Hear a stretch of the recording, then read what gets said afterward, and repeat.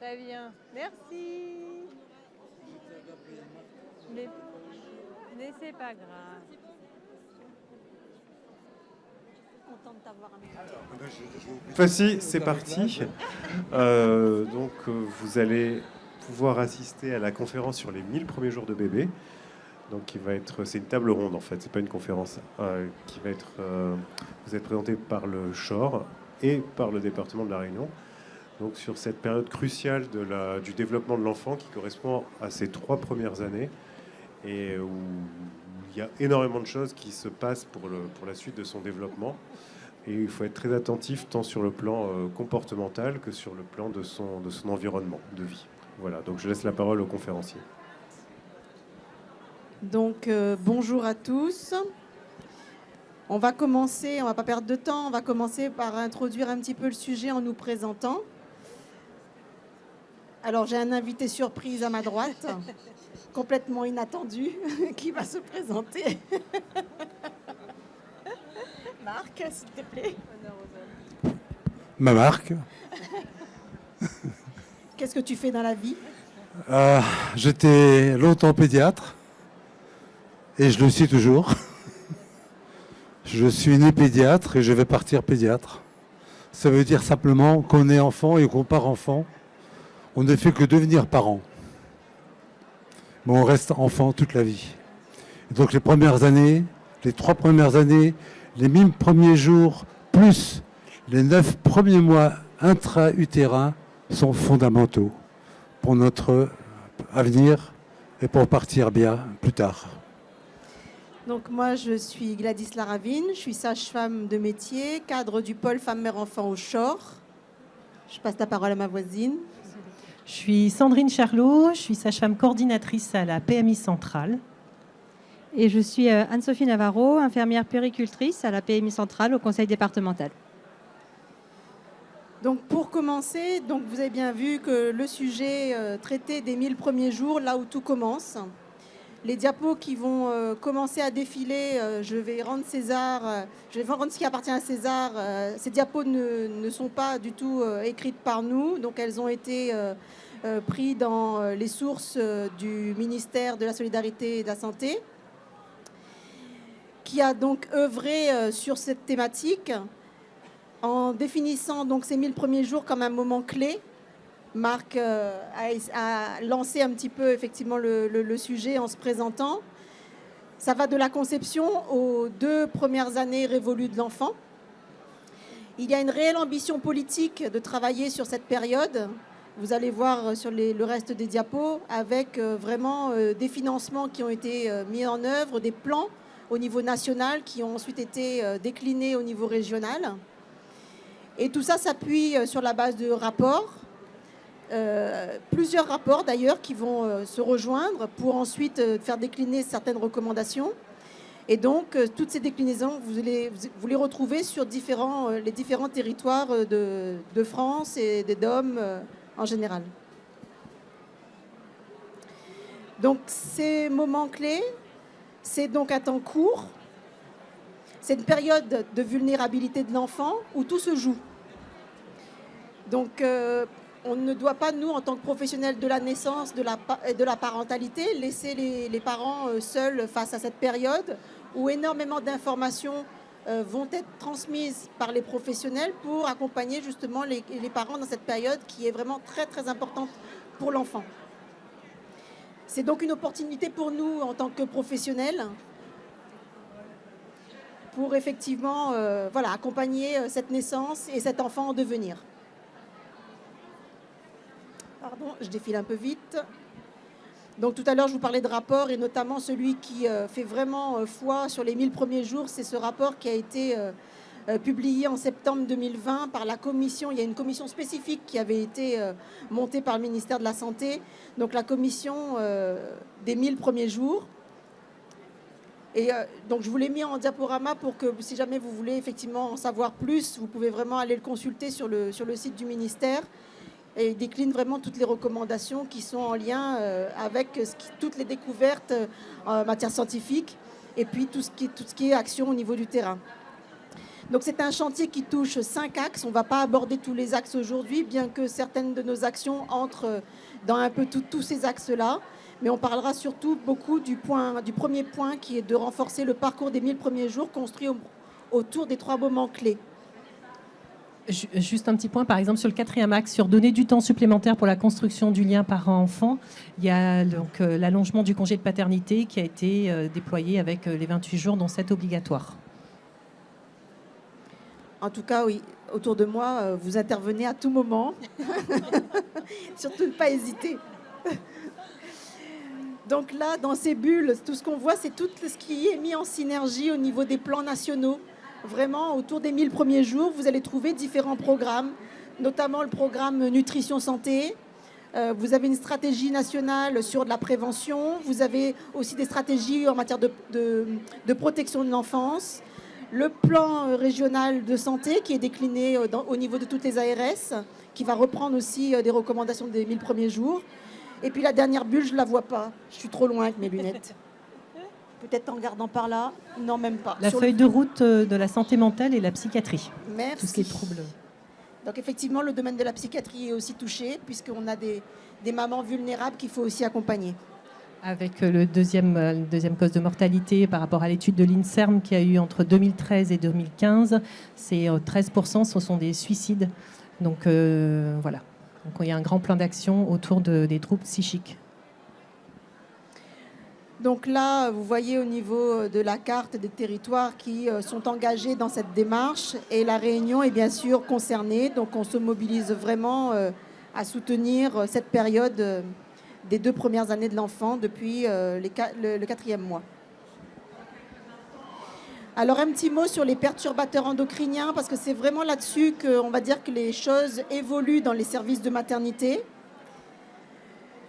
Sur la stratégie nationale sur les perturbateurs endocriniens en 2014, il a été publié effectivement à partir de recherches scientifiques que certains perturbateurs venaient contrarier le développement de l'enfant et qu'il est donc important de sensibiliser les parents à tout ce qui est toutes les conditions qui sont favorables pour justement éviter de les exposer à ces perturbateurs.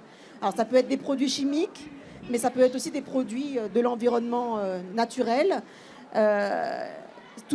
Généralement, ce qu'on ne voit pas dans vos assiettes, par exemple, quand on vous dit nettoyer vos légumes, c'est pas pour rien, c'est parce que les pesticides ont aussi un rôle et viennent perturber le développement endocrinien de l'enfant.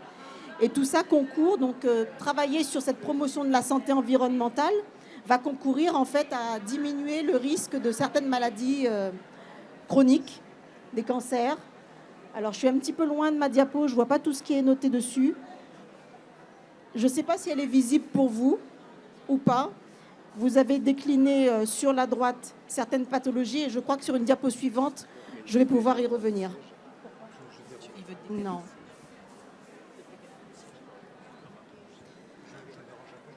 Eh bien, je vais me mettre debout, comme ça je verrai mieux. Donc là, on reprend en fait plus particulièrement l'étude Esteban, qui a vraiment travaillé sur les perturbateurs endocriniens. Là, on voit mieux de quoi il s'agit. Donc, vous entendez régulièrement parler à la télé de tout ce qui est bisphénol, phtalate. C'est ce qu'on trouve généralement dans certains biberons. Alors maintenant, on essaye de... Normalement, vous ne devriez plus en trouver dans le commerce, mais dans certains pays, on en trouve encore. Tout ce qui est en lien avec les phtalates, le parabène. Donc là, on est plutôt sur le parabène, c'est plutôt les produits cosmétiques. Les terglycols, les retardateurs. Alors, on en parle très peu, mais les retardateurs de flammes bromés, c'est également des choses qu'on peut trouver dans toute la maison. Donc, en fait, vous avez des conditions de sécurité qui obligent les industriels à utiliser des produits pour retarder le feu, le risque d'incendie. Et il faut savoir que ces produits-là sont effectivement ont une toxicité et sont considérés comme des perturbateurs également. On peut en retrouver aussi dans les tissus, sur les vêtements qui sont floqués des bébés et des jeunes enfants. Donc, il faut être très vigilant aussi aux tissus qu'on achète pour les enfants. Oui. Et vigilance, du coup, à tous les textiles que vous achetez quand vous êtes en voyage dans des pays qui n'ont pas les normes européennes comme chez nous. Donc, comme je vous disais, les polluants sont présents dans l'organisme et donc ils vont toucher l'organisme de l'ensemble des adultes et des enfants. C'est ce qui a été prouvé dans cette étude, en fait. Ils ont interrogé 2503 adultes, 1104 enfants et en fait, dans les résultats, ils ont trouvé ces polluants-là apparaissaient dans les examens sanguins, des adultes et des enfants, de tous ceux qui ont été étudiés, à un niveau d'imprégnation plus ou moins élevé. Donc tout à l'heure, je vous parlais de 3 moments clés. Alors quels sont ces moments? Il s'agit du temps de la grossesse, les premières semaines, les premiers mois. Donc on va vous mettre après des diapos qui vont aller du 4e mois de grossesse jusqu'à l'accouchement. La période du séjour en maternité et le retour à domicile. Et après, plus tard, l'accompagnement qui sera fait en relais par les acteurs de ville. Donc là, on reprend... tu veux? Dès le début de la grossesse, donc la première, l'entretien prénatal précoce, donc la rencontre du professionnel avec le couple permet de prendre un temps, c'est un moment d'échange qui dure en général 45 minutes. C'est pas un examen médical, mais ça permet de pouvoir cibler les besoins des patientes et de voilà, leurs demandes et de répondre à leurs souhaits par rapport à cette grossesse qui va donc au déroulement de cette grossesse. Donc, l'objectif, c'est de pouvoir augmenter le nombre de femmes enceintes qui bénéficient de cet entretien prénatal précoce et de communiquer un peu plus pour que toutes les femmes enceintes puissent bénéficier de cet entretien afin qu'on puisse avoir très rapidement la patiente dans son parcours pendant la grossesse.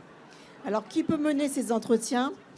Vous pouvez avoir une sage-femme en libéral, vous l'avez dans les hôpitaux et cliniques, les sages-femmes de PMI, les médecins de ville, qu'ils soient généralistes ou gynéco, enfin, en tout cas tous les professionnels qui sont habilités à suivre une grossesse pratiquent cet entretien. Il faut savoir qu'à La Réunion, on a de gros efforts à faire, puisqu'effectivement, en termes de couverture de cet entretien, on n'est pas très très bon, on pourrait faire mieux. On serait tout juste à 10%. Donc voilà. Et il a été obligatoire depuis l'année dernière, mai 2021, avec voilà, c'est le premier axe de cette stratégie. Ouais. Alors, les autres points, on va les développer dans les diapos suivantes, juste pour vous redire. Donc, le séjour à maternité, le retour à domicile. Je vais passer. Donc, notre objectif, bien sûr, c'est de faire en sorte qu'aucun bébé ne doit être prépollué. Donc, on essaye vraiment d'œuvrer pour ça. Alors, un petit aparté sur la consultation préconceptionnelle, parce qu'on en parle très peu. La procréation médicalement assistée, ce qu'on appelle vous pouvez avoir la fécondation in vitro si ça vous parle davantage, mais il y a d'autres techniques également. Il faut savoir que dans un tout désir de grossesse, on peut aussi faire une demande de consultation préconceptionnelle qui va un petit peu faire le tour de la question et de voir si dans votre environnement, vous êtes sujet effectivement à être en contact rapproché, enfin, en tout cas vous êtes très en contact avec des perturbateurs endocriniens. Je pense particulièrement aux agriculteurs, parce qu'effectivement, c'est une population à risque, entre guillemets, où il faut vraiment qu'on aille voir l'environnement et ce qu'on peut faire pour faire en sorte déjà d'avoir une fécondité qui soit optimale, parce que bien entendu, si ça vient comme vous avez vu tout à l'heure, ça perturbe aussi les adultes, donc ça va impacter sur la qualité des spermatozoïdes et tout ça, et ça peut contrarier un désir de grossesse. Donc cette consultation, elle est importante. Elle est importante donc avec votre médecin, votre sage-femme, mais ce qui est moins fait, et là je serais bien incapable de vous dire si à La Réunion on a des professionnels qui le font, en tout cas j'espère que ça va se développer, c'est la consultation préconceptionnelle environnementale. Celle-ci va vraiment aller questionner tout ce qui existe dans votre environnement pour aller voir ce qu'on peut supprimer et comment vous accompagner, en tout cas pour changer des modes de vie, des habitudes.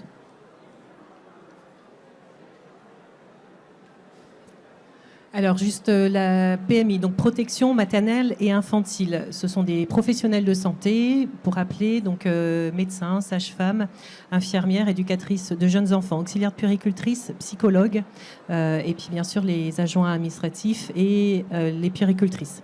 Donc qui sont présents et qui sont présents donc pour accompagner les parents dans leur projet de naissance. Donc environ 3199 consultations ont été menées, dont 825 entretiens prénataux précoces et 1521 femmes ont été suivies en consultation en 2021. Nous avons 32 centres de PMI. Voilà, l'objectif principal, on est vraiment dans la prévention primaire pour mettre en place très tôt des actions pour éviter les problèmes plus tard. Donc ici, on va reprendre un petit peu l'entretien prénatal précoce. Sandrine vous en a déjà un petit peu parlé. On a un autre temps fort pendant la grossesse qui est toute la préparation à la naissance et à la parentalité, donc qui peut être pratiquée aussi bien à l'hôpital, en clinique, en ville, par la sage-femme ou le médecin, qui va consister en 8 séances. Et dans ces 8 séances, vous allez avoir aussi du coup l'entretien prénatal dont on a parlé tout à l'heure. On commence par l'entretien prénatal et on va dérouler sur des séances qui vont vous préparer effectivement à ce projet de naissance, cette naissance et tout ce que vous allez avoir besoin en termes d'outillage, d'information pour accueillir cet enfant dans de meilleures conditions. Les visites à domicile pendant la grossesse. Donc, les sages-femmes de PMI interviennent au domicile des patientes, donc pour accompagner, donc par exemple aussi pour préparer l'accueil de l'enfant, faire le point également sur les perturbateurs endocriniens dans l'environnement, discuter, échanger et adapter et puis orienter avec les autres partenaires, que ce soit au niveau social, autour de la grossesse. Sur la période des 1000 jours, il y a effectivement la prévention sur les perturbateurs endocriniens, mais il y a aussi tout ce qui est fait pour promouvoir le lien d'attachement parent-enfant. Également, on va faire le tour de l'alimentation. Est-ce qu'on souhaite un allaitement artificiel? Est-ce qu'on souhaite plutôt un allaitement maternel? Et en tout cas, les professionnels sont là pour répondre à toutes vos questions et pour vous orienter vers le meilleur choix pour vous. Il existe un dispositif particulier aussi développé par la PMI. Tout à fait. Donc, pour faire le lien justement avec le lien d'attachement, donc tout ce dont on vous parle maintenant, tout cet accompagnement qui est proposé déjà en anténatal par les sages-femmes et en postnatal ensuite immédiat par les sages-femmes libérales ou les sages-femmes de PMI, puis par les infirmières puéricultrices ou les auxiliaires puériculture de PMI, c'est vraiment pour créer justement cette niche écologique dont a besoin cet enfant. Réfléchir à l'attachement qui va se créer entre vous et cet enfant à venir. Je ne sais pas s'il y a des futures mamans ou des mamans dans la salle, mais cet attachement, en tous les cas, c'est un lien qui existe aussi déjà dès le choix, dès la décision d'avoir un enfant et qui va se poursuivre tout le long de la grossesse, de la manière dont vous allez imaginer cet enfant, dont vous allez vivre votre grossesse, vivre votre couple et penser l'accueil. Et on va plutôt prendre la diapositive suivante si c'est possible. Celle sur l'attachement, mais sinon on peut aussi parler de Panjo. Attends. C'est pas grave. Voilà, c'est ça. Pour que nous soyons bien clairs sur les définitions, nous retiendrons celle qui parle du lien affectif durable qui existe entre un enfant et son parent, qui en prend soin. Donc c'est vrai qu'en général, on a pour habitude de dire que c'est la mère parce qu'on est au moins sûr que pendant la grossesse, elle est là. Et ensuite, évidemment, le coparent, le père ou ou la conjointe, et qui se manifeste notamment par des comportements qui permettent de maintenir ce lien et qui aboutira à un épanouissement global de l'enfant. Donc, pour ce faire, le département de La Réunion, en collaboration avec Santé publique France, développe un dispositif innovant qui s'appelle Panjo. Et là, je veux bien, voilà, ce fameux Panjo. Alors, l'acronyme, vous le voyez tout en haut de la diapositive, il veut dire promotion de l'attachement des nouveau-nés et de leurs jeunes parents, un outil de renforcement au service de PMI. Donc c'est un peu lourd comme acronyme.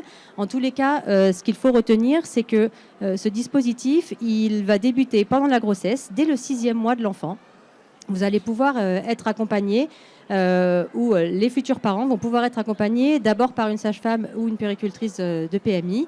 Et il va y avoir des visites qui vont être régulières, soutenues, assez définies parce qu'on est dans le cadre du champ des interventions précoces, de prévention précoce. Donc la prévention, comme vous avez pu le comprendre, ça vise vraiment à éviter l'apparition des maladies. C'est de créer le terrain le plus favorable possible à un bon développement global, que ce soit physique ou psychique.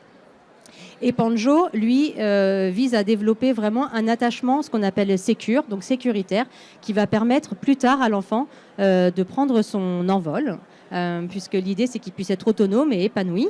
Donc Panjo est vraiment centré là-dessus. Donc pour ça, il y a une formation qui va être dispensée à tous les professionnels, mais il y a surtout des visites à domicile fréquentes qui vont être dispensées, au moins 6 entre le 6e mois de grossesse et les 6 mois de l'enfant, et ils pourront être prolongés jusqu'au 1 an de l'enfant.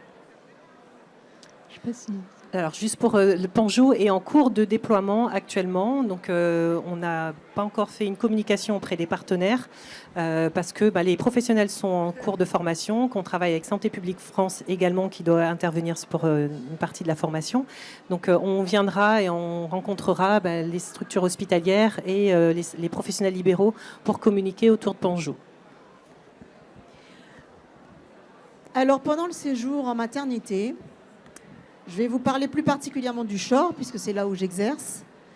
On a la chance d'avoir des professionnels de la PMI qui, en fait, viennent à la rencontre des parents directement en maternité. Alors, pendant le séjour à la maternité, en général, les 3 premiers jours, une puéricultrice ou une auxiliaire puéricultrice ou une sage-femme, si elle est rattachée du coup à la structure hospitalière en lien avec la PMI, rencontre les jeunes parents pour présenter toutes les missions de la PMI afin que, à la sortie de la PMI, les patientes puissent prendre contact avec le professionnel si elles souhaitent une visite à domicile.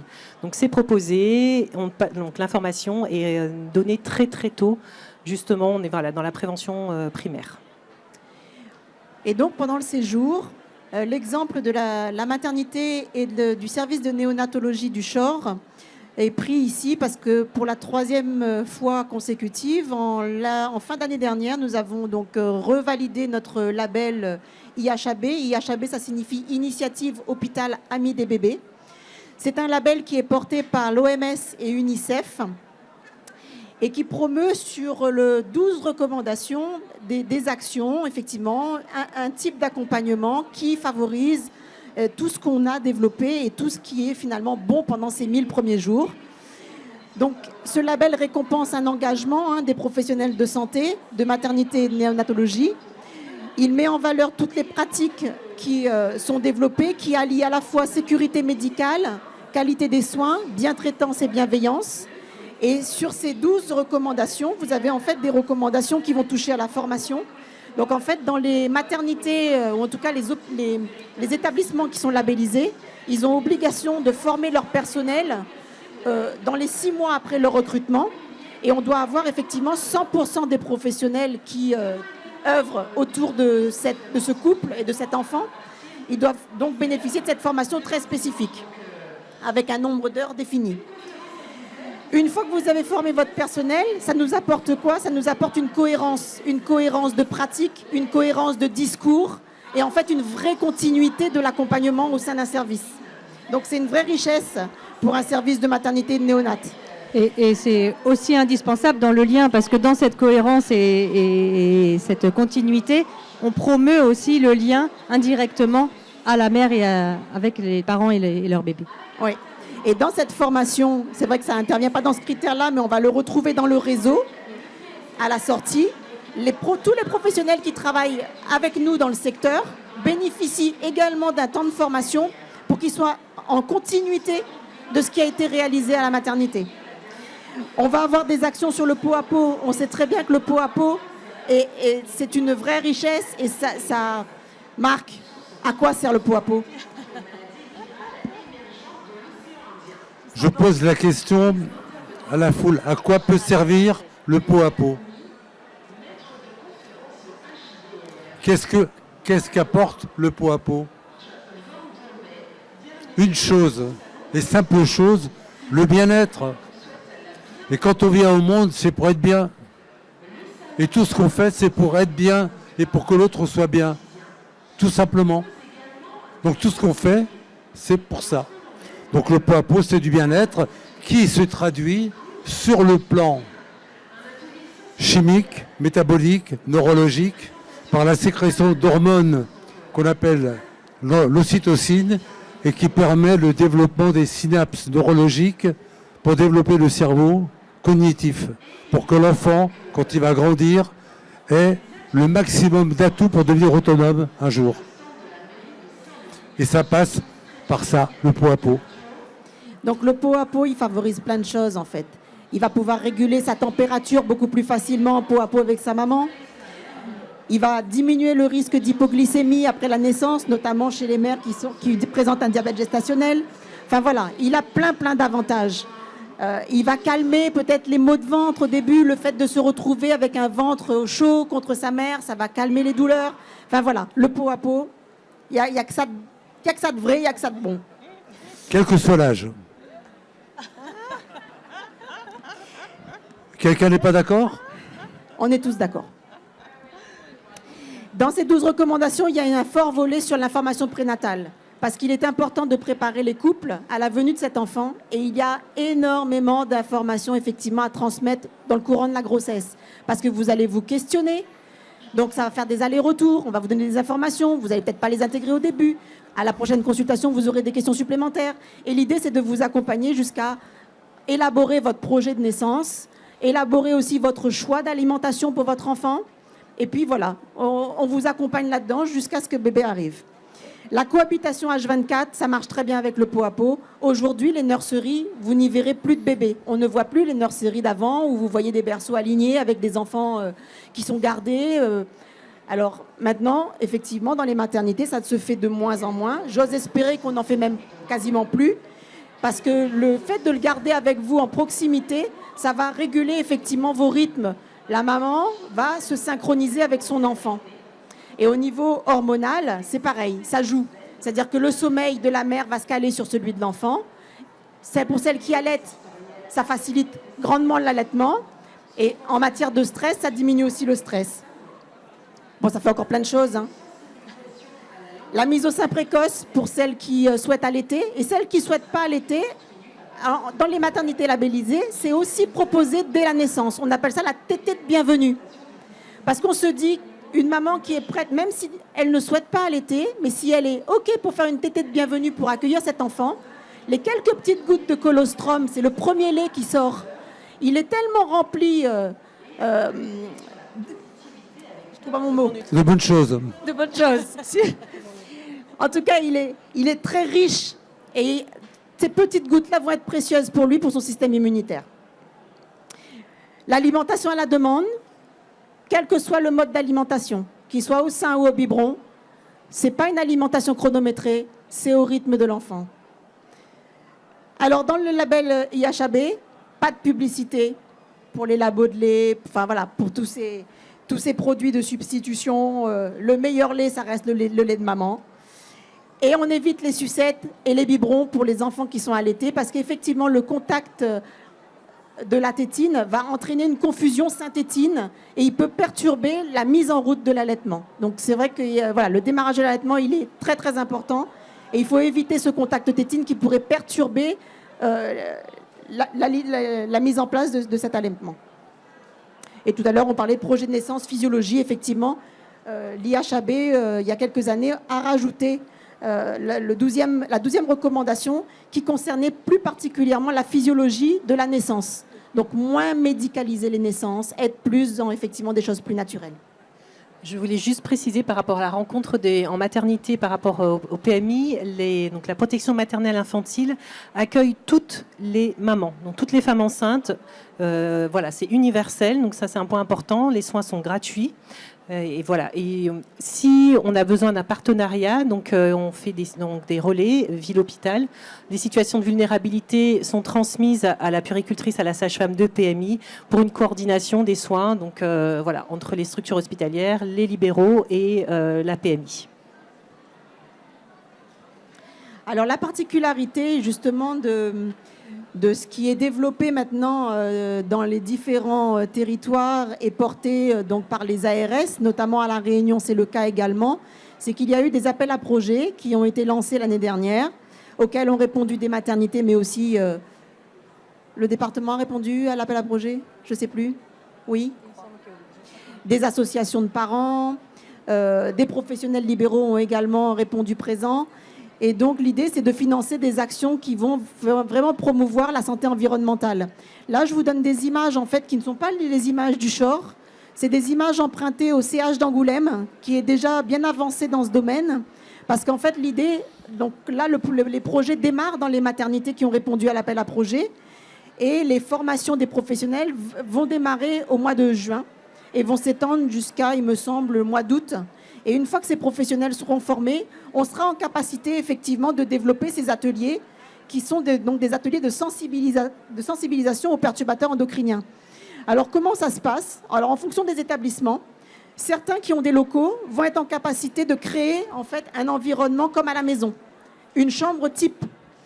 Et on va accueillir donc des parents sur une séance d'atelier et on va expliquer dans l'environnement de cette chambre d'enfant qu'est-ce qui est bon, qu'est-ce qui est mauvais, qu'est-ce qu'il faut pour la qualité de l'air, comment il faut le coucher. Enfin bref, il y a plein d'éléments qui vont être apportés, mais en vous familiarisant avec le lieu tel que vous devrez ensuite essayer de le prévoir à la maison. Pour ceux qui n'ont pas d'espace, pas de problème, on fait autrement. Il y en a qui créent des maquettes.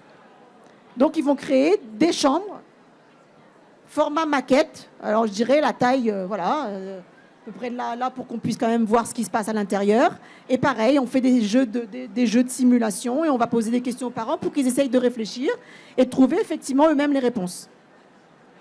Donc ça se mettra en place dans les maternités concernées courant du second semestre de cette année.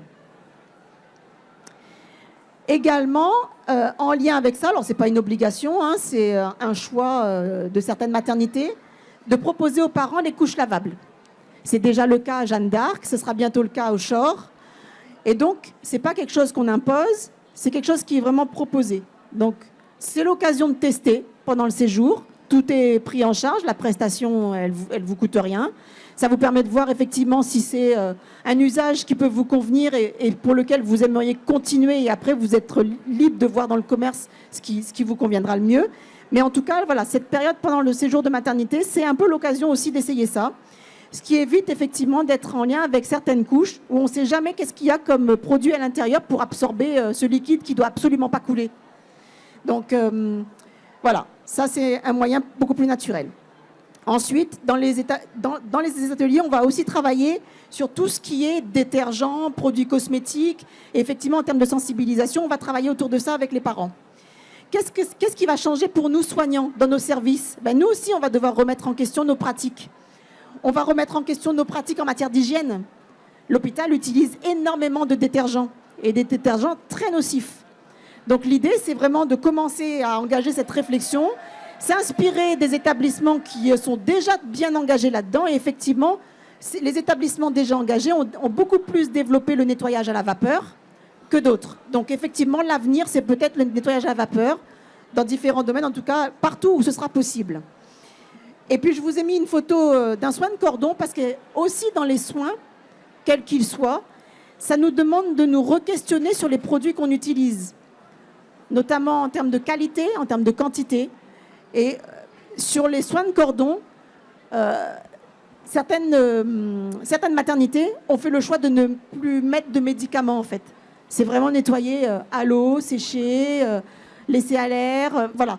Il y a vraiment des pratiques qui changent. Ça demande une certaine évolution aussi de nos mentalités. Nous, en tant que professionnels, ça remue un petit peu des pratiques un peu ancestrales, on va dire. On a toujours fait comme ça, c'est toujours difficile de changer. Mais là, ça nous met dans cette dynamique-là, au bénéfice des enfants.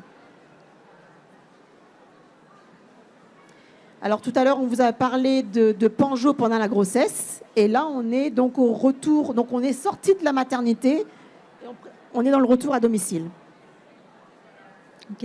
Oui, on est dans le retour à domicile, toujours. Pourquoi vous parlez de ça? Pour justement toujours parler de continuité et dans le cadre des 1000 jours, de pouvoir proposer justement un environnement un peu contenant. Et pour ça, il ne faut pas rester seul. Donc, il faut connaître aussi les acteurs de son terrain, qui solliciter en cas de questions, en cas de besoin. Comme le rappelait tout à l'heure Sandrine Charlot, la triste statistique de 13% de suicides maternels, il faut l'avoir en tête, malheureusement, parce que parfois on se sent seul et que les institutions peuvent être là quand même en relais. Donc les visites à domicile Panjo, voilà, pour rentrer un petit peu plus dans le détail, elles consisteront en d'abord un temps d'échange autour d'une thématique que la famille aura choisi de parler. Si par exemple elle a besoin de parler des pleurs de l'enfant ou d'un voyage qu'elle va faire ou de la sexualité dans le couple, c'est elle-même qui choisira sa thématique pour l'aborder avec le professionnel. Donc d'abord un temps d'échange autour d'une question de ce qu'on appelle la santé sociale et ensuite il y aura un temps d'observation et ou d'activité autour de l'attachement. Donc là, il s'agira, en fonction de l'âge de l'enfant, de pouvoir se poser avec le professionnel, son enfant allongé sur un tapis, sur voilà, le matériel qu'il y a à disposition à la maison, et de pouvoir voir, observer les capacités qu'a cet enfant à entrer en communication, à entrer en relation, à travers son regard, la manière dont il va bouger, le babillage éventuellement qu'il pourra faire, les sons qu'il pourra faire en fonction de son âge, et de pouvoir échanger autour de ça pour apprendre aussi à mieux le connaître, à mieux répondre à ses besoins. Donc c'est un temps très très important dans l'attachement. Et comme le disait Sandrine, c'est un projet donc en développement, mais on espère pouvoir accompagner 100 familles sur l'année par ce dispositif. Le dispositif a pour but d'accompagner et de soutenir les parents et de les aider. Donc le professionnel de PMI est là juste en tant qu'observateur et un soutien pour les parents dans un but d'autonomie, d'autonomiser en fait le couple. Donc ça c'est important. Voilà, les visites qui ont toujours été faites en PMI ont été axées sur voilà, l'accompagnement des parents à la parentalité. Aujourd'hui, le dispositif Panjo est structuré avec ce nombre de visites en anténatal qui est de 2 et 4 minimum en postnatal pour harmoniser les pratiques au sein avec tous les professionnels. Voilà, pour voir le suivi. Donc c'est une harmonisation des pratiques et avec un protocole un petit peu plus concret, donc comme elle disait Anne-Sophie Navarro, sur le suivi, l'observation de l'enfant, certains critères. Voilà, mais vraiment les parents sont autonomes et on est là pour les aider. Oui, ce qui me permet, merci, de rebondir sur les visites à domicile classiques qui sont organisées depuis que la PMI existe. Qui sont réalisées donc par des infirmières puéricultrices ou des auxiliaires de puériculture. Donc ça, on les a appelés classiques dans le sens de habituel. Donc ça, c'est vraiment un accompagnement global où la professionnelle échange avec le parent sur toutes les thématiques aussi qui concernent l'enfant, que ce soit le sommeil, l'alimentation, les rythmes, les pleurs, voilà, tous les sujets qui peuvent être abordés, mais aussi l'environnement. Pour reprendre, donc avec la prévention de la mort inattendue du nourrisson, afin de sécuriser encore toujours cet enfant et tous les sujets autour de sa santé. Et pour compléter aussi le retour à domicile, les équipes de PMI disposent depuis un an maintenant, depuis mars l'année dernière, mars 2021, de la possibilité de prescrire une TISF, donc c'est une technicienne d'intervention sociale et familiale, pour venir aussi en support des familles sur un champ social et familial, justement, comme leur métier l'indique. Donc que ce soit pour venir en soutien dans la réalisation, pour faire des papiers, pour des démarches par rapport au logement, pour un soutien à la parentalité, pour une aide aux devoirs. Donc c'est vraiment un accompagnement global qui est initié par les professionnels de PMI suite à un besoin qui est repéré avec la famille. Et l'avis est demandé à la famille et donc des objectifs sont déterminés. Et à ce moment-là, la TISF est sollicitée pour venir répondre à certains objectifs et un contrat est signé entre ces 3 partenaires afin de mettre en place les objectifs dont la famille a besoin. Donc ça peut être de manière temporaire. De nouveau, on tend quand même vers l'autonomie parce que c'est sur un temps de prescription qui peut aller maximum jusqu'à 9 mois. Dans la limite de 90 heures, mais qui peut vraiment aider des parents qui peuvent avoir, ça peut même être une difficulté physique transitoire, que ce soit des béquilles, un plâtre, on vient d'avoir des jumeaux, bon, ça peut être compliqué à la maison de s'organiser. Donc ça, c'est un dispositif voilà, qui est aussi innovant parce qu'il n'est pas déployé partout. Et ça a permis quand même à 93 familles l'année dernière de bénéficier d'une aide ponctuelle en soutien pour diverses actions. Alors, on a oublié de rajouter aussi au retour à domicile un autre dispositif qui existe déjà depuis de nombreuses années. C'est tellement ancré dans nos pratiques qu'on l'a oublié. C'est le dispositif Prado qui est développé par la Sécurité sociale, donc qui facilite entre guillemets les démarches administratives des parents à la sortie. Donc, c'est pour rattacher l'enfant à la Sécurité sociale des parents. et surtout aussi prévoir la visite à la maison d'une sage-femme libérale. Donc c'est une pratique qui était déjà très développée avant même que ce dispositif soit en place, puisqu'effectivement à La Réunion, on a la chance d'avoir un secteur libéral de sages-femmes très très très développé. Donc c'est quelque chose qui fonctionne très bien. Et des sorties précoces de la maternité à La Réunion. Alors oui, tout ne se passe pas à domicile. Et cet enfant et sa famille en devenir a aussi besoin de consultation. Donc voilà, ce sont les mêmes 32 centres de PMI que précédemment cités par ma collègue Sandrine Charlot. Ce qui a permis quand même de voir 12 259 enfants de 0 à 6 ans. Pour le coup, on dépasse un peu le cadre des 1000 jours. Mais en 2021, par des consultations médicales, donc par des médecins et un pédiatre. Et des consultations paramédicales, donc aussi par les infirmières puéricultrices et les auxiliaires de puériculture. Ça peut être une pesée, donc c'est universel, hein, comme le stipulait Sandrine, c'est remboursé par la sécurité sociale. Donc pareil, c'est logiquement à proximité de votre domicile, puisqu'il y a des points de centres de PMI un petit peu partout, plus ou moins facile à trouver, voilà. Mais il y a maintenant un nouveau... le stand est juste ici, donc n'hésitez pas à aller faire un petit tour pour aller rencontrer les professionnels et puis scanner le QR code, parce que quand même nous sommes modernes et que vous pouvez trouver les adresses des PMI de proximité. Ça, pour le coup, toujours aussi dans le cadre des 1000 jours, hein, pour l'accueil de l'enfant et sécuriser aussi et l'enfant et les parents. Il s'agit du mode de garde de l'enfant à venir. Donc ça, c'est aussi quelque chose... Ah non, pardon, je suis allée trop vite. On est dans d'abord la pré-socialisation, avant cette étape, justement. Les services de PMI proposent des actions collectives. Donc notamment les éducatrices de jeunes enfants et les auxiliaires de puériculture, majoritairement. Aussi les sages-femmes et les puéricultrices sur des thématiques particulières autour de la lecture. Alors ça, vous en entendez probablement beaucoup parler en prévention des écrans, parce que c'est une problématique qui justement, comme le nom l'indique, pose énormément de problèmes. Mais il faut pouvoir trouver des alternatives, hein. Il s'agit toujours, comme les ateliers nesting, on peut dénoncer, mais il faut trouver des alternatives. C'est facile de dire ça c'est pas bien, ça c'est pas bien, mais en pratique, comment on fait? Mais ces ateliers en font partie, hein. Ateliers lecture autour du livre, ça c'est primordial pour le bébé même, hein, dès très petit, pour préparer justement le champ du langage. Ça peut être des ateliers de diversification alimentaire. Et il y a aussi des ateliers massage bébé, tout pareil. Si votre petit est là, bon, là, madame est partie avec son enfant, mais vous pouvez bénéficier d'un petit temps de bien-être, justement, autour du massage bébé. Donc, il s'agit d'une puéricultrice ou une auxiliaire de puériculture qui reçoit 5 familles en même temps qui vont elles-mêmes masser leur enfant, hein. Ça, c'est toujours le parent qui touche son enfant. Elle a son poupon pour essayer d'initier, voilà, éventuellement des gestes, de pouvoir montrer des choses si les parents ont besoin. Mais sinon, c'est vraiment le parent qui va entrer en relation avec son enfant par l'intermédiaire du massage, s'il se sent à l'aise avec, évidemment, et que il en a l'envie.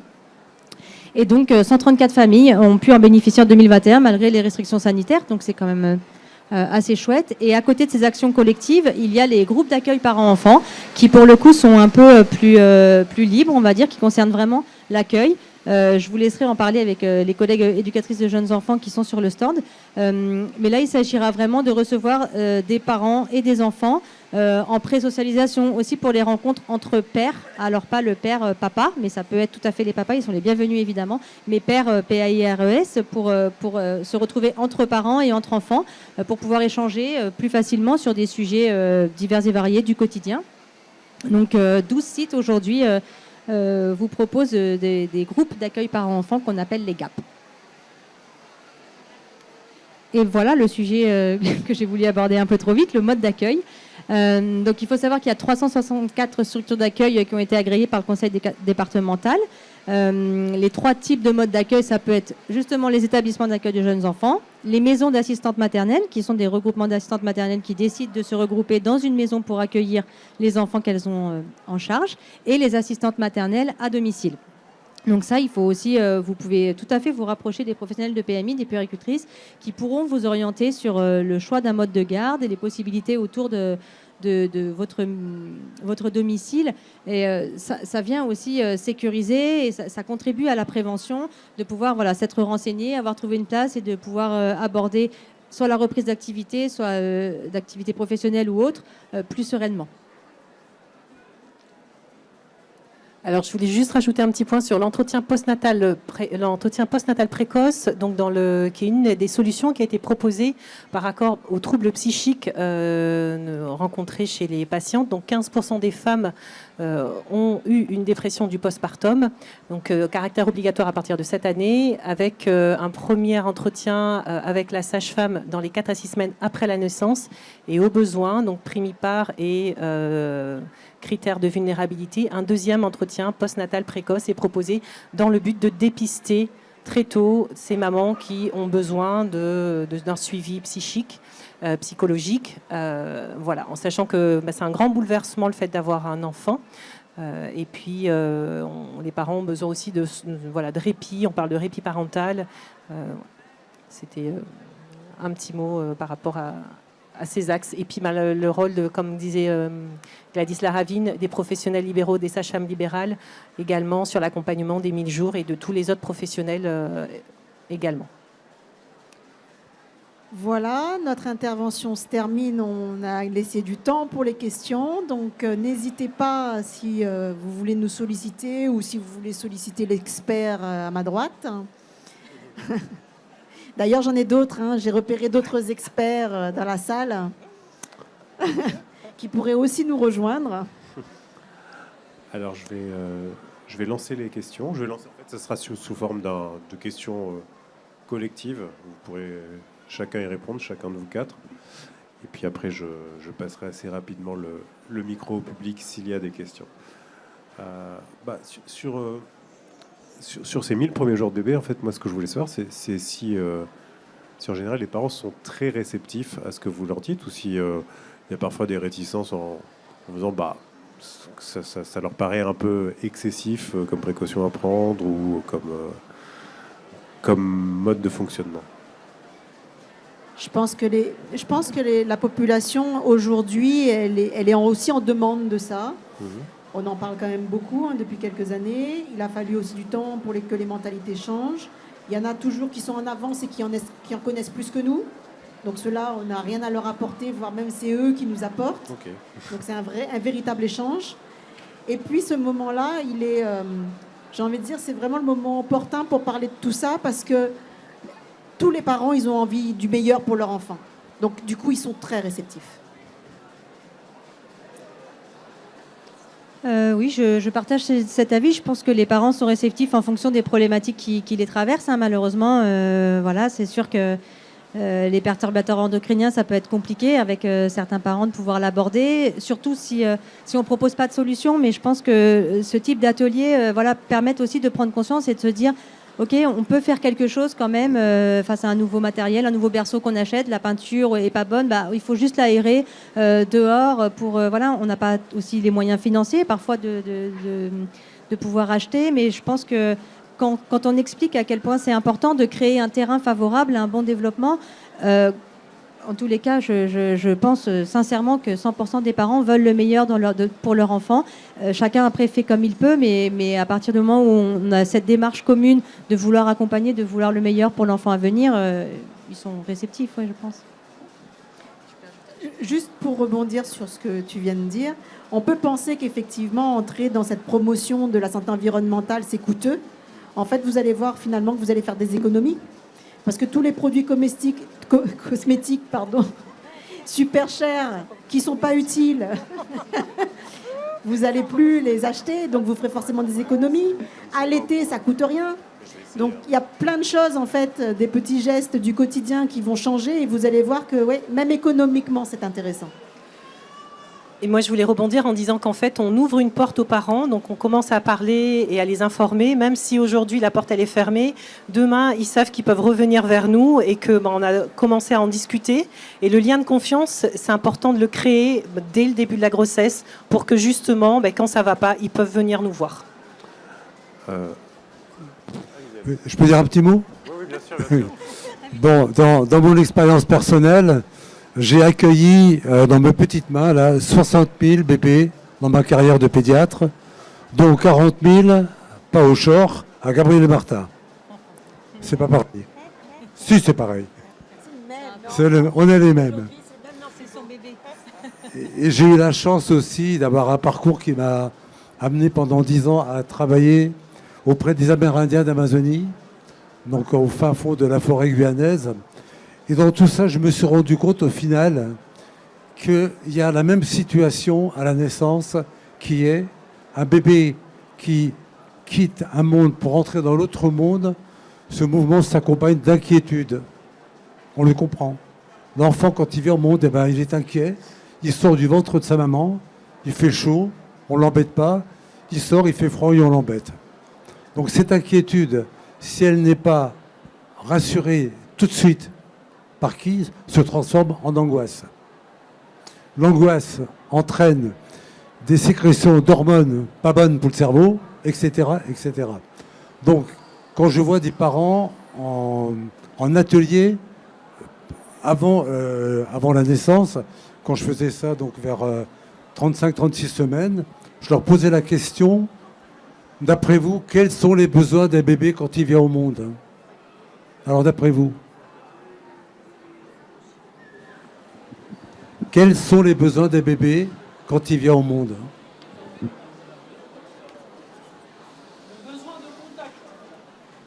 Ah, la sage-femme? Précisez.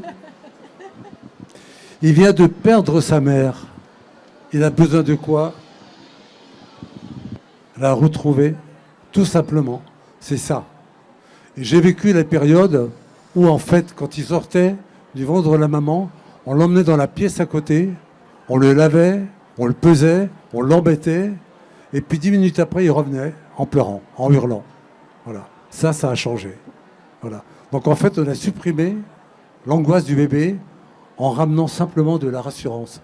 Mais si vous regardez votre vie au quotidien, quand vous vous levez le matin, vous, quel que soit l'âge, on se lève inquiet et on a besoin d'être rassuré.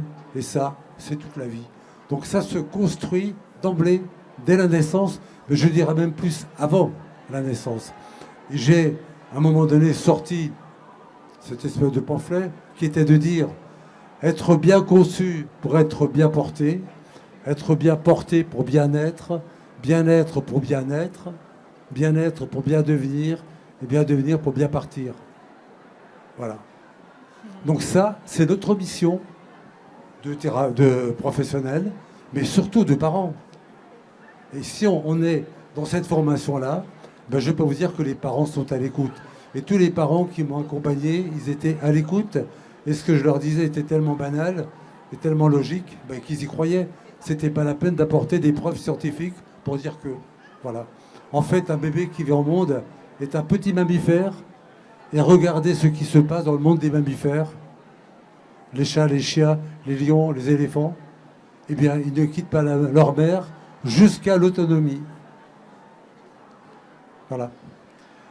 Alors, j'ai une autre question, sauf si quelqu'un dans le public veut poser une question. C'est concernant les perturbateurs endocriniens.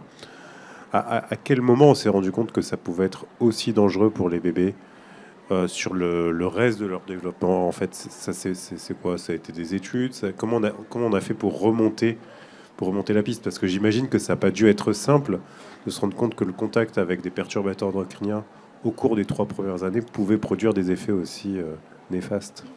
Moi, ce que je peux dire en tant que médecin, c'est que tous les perturbateurs endocriniens, enfin tout ce qui perturbe, en fait, on se rend compte aujourd'hui, entraîne des mutations génétiques. Et les mutations génétiques entraînent toutes les maladies possibles. Voilà. Donc, voilà, c'est ça. Et mon passage en Amazonie, eh bien, je peux vous dire que je n'ai pas vu d'enfants malades ou de jeunes malades. Et les seules maladies qu'il y avait, c'était quand ils se cassaient la figure d'un arbre ou quand ils se faisaient mordre par un serpent. La rougeole, c'est nous qui l'avions portée. Je prends juste l'exemple des retardateurs de flamme. C'est très très ancien en fait cette connaissance. Il y avait une scientifique, je crois que c'était aux États-Unis, qui avait démontré le côté nocif et qui avait réussi à le faire disparaître. Donc ils avaient légiféré pour retirer effectivement ces produits de tous les tissus, que ce soit les rideaux, les canapés, ce genre de choses. Et puis elle a disparu de la circulation, cette dame, je me rappelle plus de son nom, parce qu'elle était effectivement très écolo et elle avait envie d'avoir un mode de vie conforme à ses valeurs. Et donc, elle est partie en voyage, voilà. Elle a arrêté de travailler et elle est revenue dans son pays 20 ans après. Et elle a vu de manière très catastrophée qu'en fait, le lobbying des labos avait repris le dessus et qu'en fait, ces perturbateurs existaient partout, y compris dans le matériel de puériculture.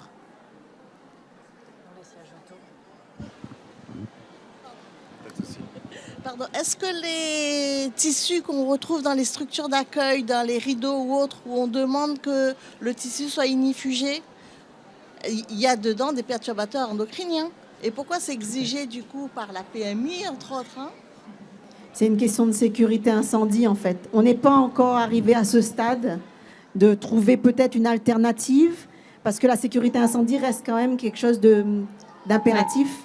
Donc je pense que peut-être que d'un point de vue industriel, on n'a pas trouvé d'alternative aujourd'hui. Oui, c'est probablement ça. Et puis après, le perturbateur aussi, pour être néfaste, il faut aussi des grosses doses, une exposition fréquente. Il faut, voilà, logiquement, les enfants vont pas lécher les rideaux. On espère en tout cas. Mais par contre, ce sont de bonnes questions parce qu'il faut être très attentif. Et en effet, par exemple, aussi dans les contrôles pour ce qui est accueil de centres de mineurs ou EAJE, on fait attention notamment aux plantes qui peuvent être toxiques pour l'enfant, des choses comme ça. Mais c'est vrai que pour balayer toutes les substances, il faut avoir trouvé les alternatives et c'est pas toujours évident. Donc parfois on priorise sur le risque en effet d'incendie par rapport au risque potentiel. Après, l'objectif par rapport aux perturbateurs endocriniens, c'est pas de faire peur aux parents et c'est pas de les inquiéter parce qu'on s'est rendu compte que plus ils sont informés sur les perturbateurs endocriniens, plus ils sont inquiets, plus ils sont stressés. Donc on ne diminue pas du tout. Voilà, l'effet il est inverse à ce qu'on pensait. L'objectif c'est d'informer et voilà, trouver des solutions, des alternatives. Mais en fait, on se rend compte que c'est partout. Même par exemple la pipette qu'on met pour les chiens, qu'on l'antipuce, ça reste très longtemps dans le poil du chien. Les enfants sont en contact, ils les touchent, ça reste plusieurs mois. Donc c'est très difficile aujourd'hui de pouvoir tout éliminer. Par contre, c'est peser la balance bénéfice-risque par rapport. C'est aux autorités de légiférer. Hein. Tout à fait.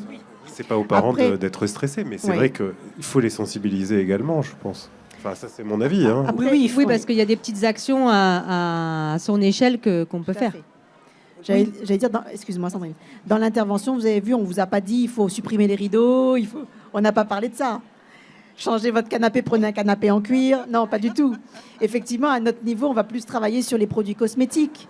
Il y en a des bons, il y en a des moins bons. C'est comment lire les étiquettes. Sur les produits ménagers, c'est pareil. Et il y en a des moins nocifs. Est-ce que c'est toujours nécessaire? Pas forcément. Est-ce qu'on peut faire... Il y a plein de remèdes de maison, j'ai envie de dire. Nos grands-mères, elles n'utilisaient pas les produits détergents d'aujourd'hui. Et leur maison était propre. Donc voilà, c'est de revenir des fois à des solutions simples. Une autre question?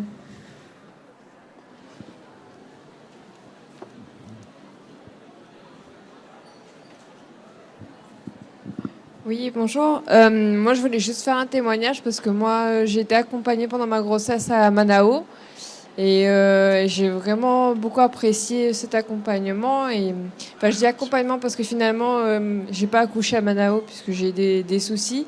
Et je voulais vraiment remercier l'équipe du champ parce que moi, soignante, je suis infirmière, je sais comment c'est dans le relationnel soignant-soigné. Et j'ai vraiment... Enfin, j'ai eu un accouchement compliqué, difficile, et l'équipe du champ m'a vraiment beaucoup aidée. Et je voulais vraiment les remercier et féliciter pour ça. Ensuite, je voulais savoir, est-ce que est-ce que c'est envisagé de développer Manao, enfin d'autres maisons de naissance sur le territoire réunionnais? Et deuxième petite question, juste vous avez dit qu'au CHU, vous allez commencer à désinfecter plus avec les balais vapeur, enfin c'est ça? Est-ce que c'est en projet? Est-ce que c'est déjà fait? Alors là, c'est un scoop que je vous ai donné parce que même mes soignants ne sont pas au courant. Ah bon, pardon, j'ai mal compris alors. Si, vous avez bien compris. Si. Le projet, Ah, en fait, le projet de la maternité du Chor, c'est d'aller vers un label maternité éco-responsable. Pour obtenir ce type de label, il faut revoir nos pratiques et essayer d'être le moins nocif possible dans l'environnement aussi hospitalier. Donc on va y venir, mais on va passer d'abord par la formation pour qu'on ait suffisamment les connaissances pour travailler dessus, et on va s'inspirer de ceux qui l'ont déjà fait pour essayer d'avancer pas à pas. Pour votre question concernant les maisons de naissance, Donc, l'expérimentation durait initialement 5 ans. Elle a été prolongée d'une année, on a terminé. Et cette année, les maisons de naissance sont pérennisées. Au niveau national, donc il y avait au départ 8 maisons de naissance en expérimentation, dont Manao, effectivement, à Saint-Paul. Et il y a une autre maison de naissance aussi dans les DOM en Guadeloupe. Et après, les autres sont sur le territoire métropolitain. Et donc, au niveau national, ça n'a pas été forcément simple. Ils ont quand même validé, entre guillemets, cette expérimentation parce que les retours étaient très... Il y a eu un rapport qui était sorti, un rapport scientifique sur les pratiques et ce que ça pouvait apporter. Effectivement, il était très positif. Ils ont effectivement souhaité aller au-delà, mais au total, en France et département d'outre-mer, il n'y en aura que 20, dont les 8 déjà ouvertes. Et donc, il n'y en aura pas plus à La Réunion parce qu'il n'y a aucun projet qui a été porté à La Réunion en dehors de celui de Manao.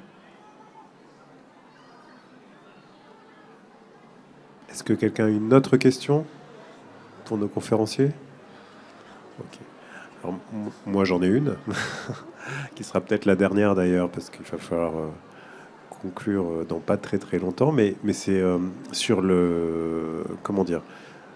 Est-ce que ces 1000 premiers jours chez l'enfant sont vraiment importants sur le plan de la construction de sa personnalité, de son caractère, de son comportement, de ses angoisses? Le docteur en parlait un peu plus tôt. Est-ce que c'est vraiment une période si importante que ça? On en parle parfois, mais est-ce que c'est le cas? C'est fondamental, tout simplement, parce que le nouveau-né, quand il vient au monde à terme, il a un cerveau pulsionnel normal, construit, un cerveau mammifère construit, c'est-à-dire l'émotion qui va réagir, mais son cerveau cognitif ne l'est pas. Et donc ces 1000 premiers jours, ces 3 premières années, vont simplement servir en fait à développer son cerveau au mieux possible, pour qu'en fait il soit, dans son chemin vers l'autonomie, à l'optimal de ses compétences. Juste pour dire un petit mot pour l'autonomie. L'autonomie, c'est quoi? C'est ne pas être malade, ni physiquement, ni mentalement. C'est être maître de ses choix et ne pas dépendre des choix des parents, mais aussi les assumer. Et le 3e point, c'est de s'adapter dans la société dans laquelle je vis. Voilà. Donc tout ça, si vous voulez, cette autonomie, elle va se développer sur 2 facteurs essentiels. C'est ce que nous sommes, nous. Nous sommes la somme de notre, de notre inné et de notre acquis. L'inné, c'est ce que les parents nous ont donné sur le plan génétique. Et l'acquis, c'est notre environnement dans lequel nous vivons, que ce soit sur le plan mental, développemental, environnemental, alimentaire et tout ça. Voilà.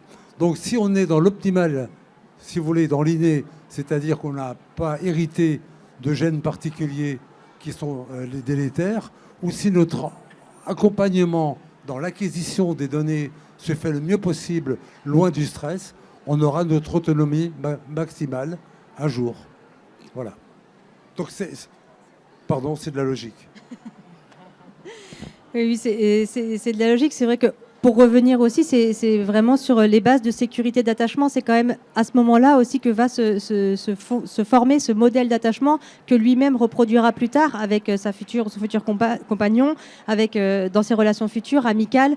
Et ça va aussi conditionner... Alors, il ne faut pas non plus penser que tout est figé avant 1000 jours. Voilà, si c'était indirectement la question, on a quand même la capacité tous de se recréer, et ça jusqu'à très très tard. Donc il y a encore des connexions, heureusement, qui peuvent se recréer et venir compenser un petit peu des choses qui n'auraient pas été idéales dès le départ. Mais l'idée, c'est encore une fois de créer le terrain le plus favorable possible. Et cette période des 1000 jours, on le sait, est vraiment... Moi, je vais utiliser des gros mots que je ne maîtrise absolument pas, parce que je ne suis pas du tout scientifique et je n'ai pas la maîtrise des études qui ont été faites à ce sujet-là. Mais effectivement, pour ceux que ça intéresse, aujourd'hui, on est capable de dire qu'il y a effectivement des exposomes et qui entraînent des phénomènes épigénétiques, voilà pour les gros mots.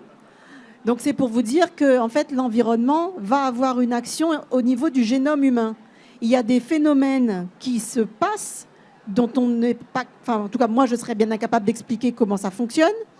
Et en fait, ce qui a été prouvé, c'est que lorsque vous mettez une femme enceinte dans une situation de stress, de violence, enfin voilà, des conditions défavorables, elle va avoir plus de risques, en tout cas pour l'enfant à naître, il va développer plus de risques d'être stressé plus tard, enfin voilà, d'avoir des comportements finalement. On parle du stress toxique délétère. Tu parles du stress toxique, voilà. Ce qu'on appelle les 10 aussi. Aussi. Et inversement, si vous voyez ça et que vous le prenez en charge et que vous recréez le cocon, et en tout cas les conditions favorables pour diminuer tout ce qui va venir perturber ça, l'effet inverse marche aussi. C'est-à-dire qu'il y a l'effet bénéfique des conditions favorables qui vont justement, comme elle le disait, permettre à cet enfant, au contraire, d'avoir un potentiel, entre guillemets, beaucoup plus favorable pour l'avenir, quoi. C'est pas la faute de la mère, mais c'est l'environnement qui fait que la mère va fabriquer ce stress toxique. Donc aidons à réparer un peu ce qui se passe autour d'elle. Voilà. Parfait. Merci beaucoup. Merci pour votre temps. C'était très intéressant. Merci à vous. Et merci pour le témoignage, madame.